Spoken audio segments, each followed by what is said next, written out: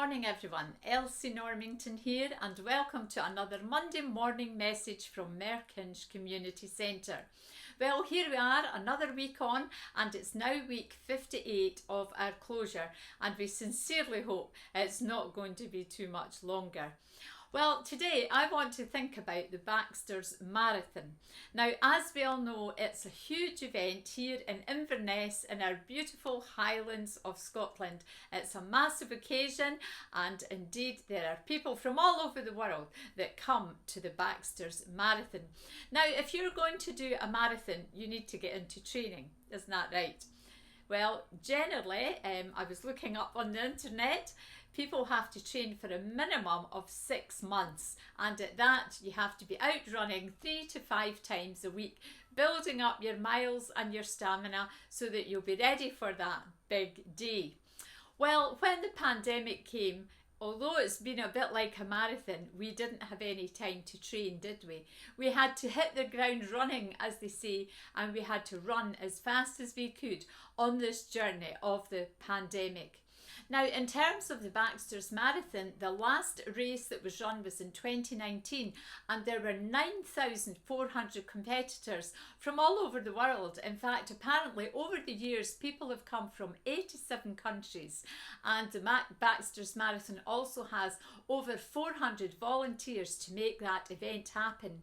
Now, I was thinking about the pandemic.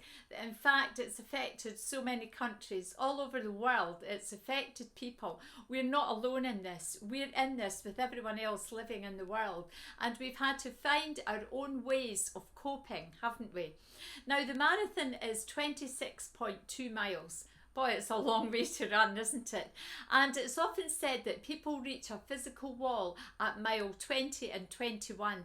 They begin to have negative thoughts, they begin to have absolute physical fatigue, and what happens is that they've burned up all their glycogen stores and now they're burning fat, so it takes more effort and they have to get through that physical wall. And perhaps you feel today that you've burned up all your reserves, and I want to encourage you to keep going on that marathon, because it's only the last few miles until they actually reach the finishing line, and when they get there, there's such euphoria that they have managed to complete that marathon.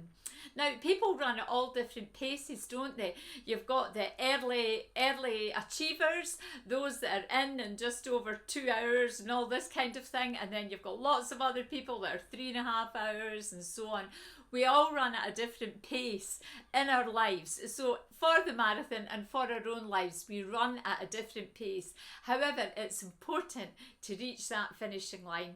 And so today, I just want to say to you, you know, it's so important to keep your eye on the finishing line and keep these reserves inside, because the light is there, the lockdown route out is there, and I encourage you just to keep your eye on that finishing line, when we will all be able to have some level of normality in our lives and when we can all meet again. So thanks for listening this morning, and take care till we meet again.